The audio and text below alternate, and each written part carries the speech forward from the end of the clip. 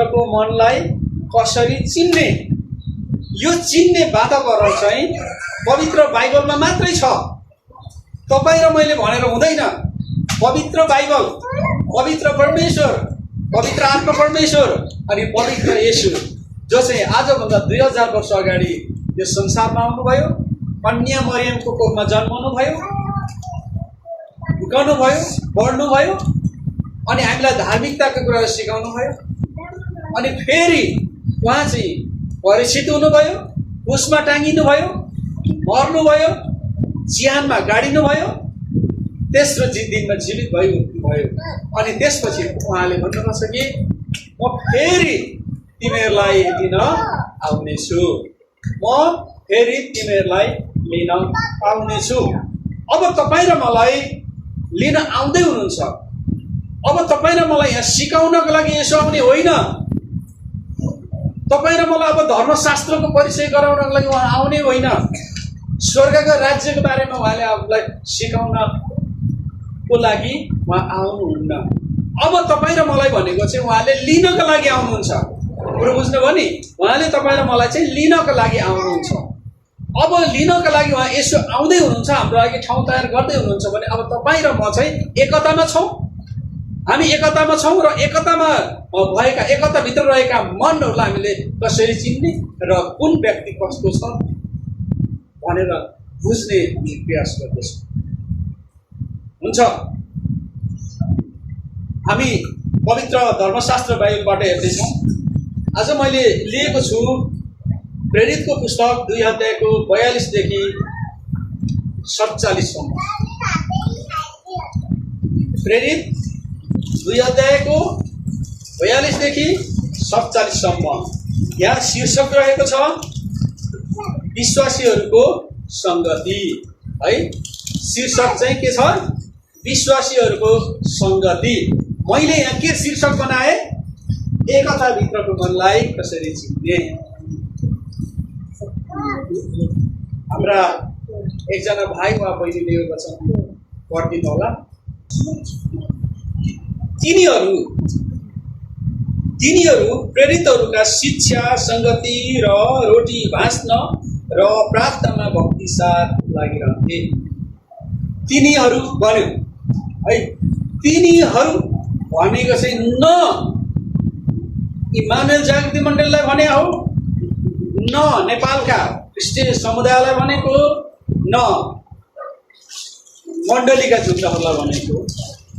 त्यसो नभएर अलिकता माथि हेरौँ। माथि म पढ्छु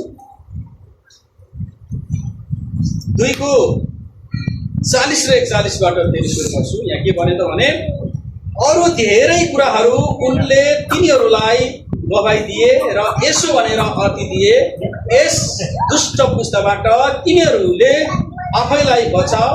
तब जस जसले उनको कुरा ग्रहण गरे तिनीहरूले बप्तिस्मा लिए र त्यसै दिन प्राय 3000 मानिसहरू तिनीहरूको सङ्ख्यामा थिए। 3000 जना मान्छेहरू। तपाईँलाई हामी यो हेर्ने भने चाहिँ भिड छ, मानिसहरूको जमात छ। त्यो मानिसहरूको जमातलाई चाहिँ पत्रुसले प्रचार गरिरहेको पाउँछौँ। पत्रुसले प्रचार गरिरहेको बेलामा चाहिँ के भने त भन्दा यहाँ कस्तो प्रकारले गवाई दिए त भने अरू धेरै कुराहरूद्वारा उनले तिनीहरूलाई गवाई दिए कि यसो भनेर अति दिए, यस दुष्ट पुस्ताबाट तिनीहरूले आफैलाई बचाओ। कहाँबाट बचाओ भन्दा यस दुष्ट पुस्ताबाट, यस दुष्ट पुस्ताबाट चाहिँ तिमीहरूले आफैलाई बचाओ भनेको छ। म तपाईँहरूलाई मैले भने अहिलेको अवस्थाबाट, अहिले जे चलिरहेको छ, जुन अवस्थाहरू को बाटो भएर हामी गुज्रिरहेका छौँ, हामी हिँडिरहेका छौँ, यो बाटोमा हामी जोगिन आवश्यक छ। अहिले भनेको चाहिँ छाडा युग। जसले जे भने नि भयो, जे गरे नि भयो, जसो गरे नि भयो, यो चाहिँ एकदम छाडा युग छ। यो छाडा युगमा पहिलो नम्बरमा तपाईँ र मैले के गर्नु पर्यो भन्दा आफैलाई बचाउनु पर्यो, है। आफैलाई बचाउनु पर्यो। अनि यहाँ चाहिँ के भने त भन्दा शिक्षा, संगति, रोटी बाँच्न अनि प्रार्थनामा भक्ति साथ लागिरहनु। म तपाईँलाई के भन्न चाहे, वचनले छुन्छ जहिले पनि, म भन्छु वचनले छुन्छ, सबैलाई छुन्छ। यो चाहिँ मण्डलीको एकताको बारेमा धेरै मानिसहरूले चाहिँ यसलाई प्रभु भोज पनि भनेर चाहिँ प्रचार गर्ने गरेको छ। यसलाई प्रभु भोज भनेर कसैले हप्तैपछि रोटी बाँच्छन्, कति व्यक्तिले घर घरमै गएर रोटी भाँचेर खान्छन्, द्राक्षरस पिउँछन्। अनि कतिले चाहिँ यो चाहिँ होइन, मण्डलीको एक प्रकारको सद्भाव हो, मण्डलीकोले गर्नुपर्ने कर्तव्य हो मण्डलीको भनेर पनि भन्छ। म चाहिँ तपाईँलाई के भन्छु भने, म तपाईँलाई प्रभु भोज भनेर पनि लान्न, घर घरमा लगेर धेरै मान्छेलाई तिमीले चाहिँ भात मासु खाऊ भन्दिनँ। तर हामी यो कुराबाट चाहिँ हामी के सिक्छौँ, अहिले हामीले पढ्दै गरेकोबाट चाहिँ हामी के सिक्छौँ त भन्दा, पहिलो नम्बरमा हामी शिक्षा दिने कुराहरू। कतिपय मानिसहरू चाहिँ शिक्षा चाहिँ दिन्छ, उसले सिकाउँछ पनि, तर त्यो चाहिँ अस्ति भने थियो के छैन, अनुसार छैन अरे। अस्ति भनेको थिएँ नि मैले, रोमीको पुस्तकबाटै मैले अस्ति भने, मलाई त्यो पद साह्रै मनपर्छ क्या। ज्ञान अनुसार सिकाउँछन्, तर ज्ञान अनुसार सिकाउँछ, आफ्नै जीवनमा लागु हुन्न। शिक्षा सिकाउँछ, बाइबलको बारेमा धेरै कुराहरू सिकाउँछन्, प्रभु यस्तो यस्ता हुन् त्यस्ता हुन् यो हुन् भनेर। अझै भन्ने हो भने, राम्रैसँग तपाईँलाई भन्ने हो भने चाहिँ प्रभु येशू चाहिँ हाम्रा मुक्तिदाता हुनुहुन्छ, हाम्रा उद्धारकर्ता हुनुहुन्छ, होइन, हाम्रा मुक्तिदाता हुनुहुन्छ। उहाँ चाहिँ कन्या मरियमको कोखमा जन्मनुभयो, अनि हुर्काउनु भयो, अनि बढ्दै जानुभयो।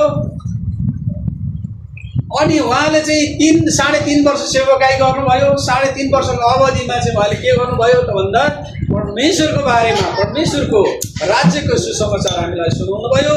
अनि क्रुसमा टाँगिनु भयो, अनि मर्नुभयो, गाडिनु भयो, तेस्रो दिनमा चाहिँ जीवित भई उठ्नु भयो भनेर प्रचार गर्छ। तर यो प्रचार गर्दै गर्दाखेरिमा चाहिँ उसको जीवन चाहिँ के हुन्छ, जीवनमा चाहिँ कतिपय कुराहरू लाग्नु हुँदैन।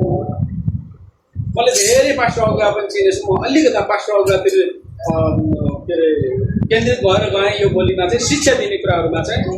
चर्चभित्र चाहिँ अहिले प्रभु येशू आउनुभयो, पवित्र आत्माले यही सबैलाई छुयो, पवित्र आत्माको भरपुरले मण्डली नै है एकदम पवित्र आत्मै आफ्नो भयो। तर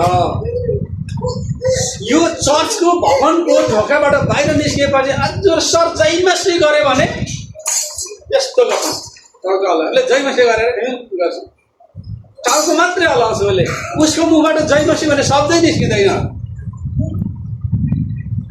धेरै देखेको छु मैले, कतिपय अगुवाहरू मैले देखेको कुराहरू हो, भेटेको कुराहरू हो। कतिले चाहिँ आफू गइरहनु, ओहो हजुर सर जयमसी भने मोबाइलबाट ठ्याक्क मोबाइल हेरेर कानमा हाल्छ। अलि मान्छे भिड हुनुपर्छ होइन, अलि मान्छे भिड भयो भने के गर्छ, च्याट्ट मोबाइल के अरे झिक्से सोहेछ, हजुर सर जयमसी भने त यस्तो गर्छ, हात हल्लाएर विदा गरिदिन्छ अगुवाहरू पनि। त्यो चाहिँ म विश्वासहरू जयमसी गर्दै गर्दा पृथ्वीमा तिमीले जे चिज पृथ्वीमा जे रोक्छौ त्यही पठाउने गर्छौ। पृथ्वीमा तिमीले मलाई स्वीकार गर्यौ भने म पनि तिमीलाई स्वर्गमा स्वीकार गर्छु, यदि तिमीले मलाई पृथ्वीमा स्वीकार गरेन भने पनि गर्दिनँ भन्छु। त्यस कारणले गर्दा तपाईँ र मेरो जीवन चाहिँ हामीले चाहिँ के चिन्न पर्दा भन्दा, हामी मण्डलीमा एकताको कुराकानी गर्छौँ। एकताभित्रको मन भनेको यो हो कि एकताभित्रको मन भनेको सबैमा सदाबहार जहिले पनि उस्तै, हिजो पनि आज पनि जहिले पनि हामी उस्तै व्यवहार, उस्तै दिने कुरा उस्तै, लिने कुरा उस्तै, खाने कुरा उस्तै। त्यहाँ फेरबदल हुनु हुँदैन, फेरबदल हुनु हुँदैन। कसैले होटेलमा गएर एक ट्रङ्क लाएर आउने, यहाँ चाहिँ आएर जयमसी होइन हामी रक्सी खानु नसिकाएर हुन्छ, हुन्न। यदि तपाईँले अरूलाई खानुहुन्न भने तपाईँले नै खानुहुन्न, मैले पनि खानुहुन्न। हिजोको दिन तपाईँ जे गर्नुभयो भयो, गल्ती गऱ्यो होला, जे सोही परीक्षामा पढ्नु होला, के गर्नु भयो होला सक्यो। जब तपाईँ परमेश्वरको वचन सुनिसक्नु भयो नि, त्यसपछि तपाईँले त्यो काम गर्नु हुँदैन। त्यस कारणले गर्दा शिक्षा दिनेहरूले पनि शिक्षा त दिन्छ, तर पहिला कुरा आफूलाई आफै